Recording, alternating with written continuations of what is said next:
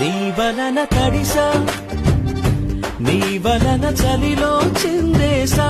ఎందుకని తెలుసా, నువ్వు చనువిస్తావని ఆశ.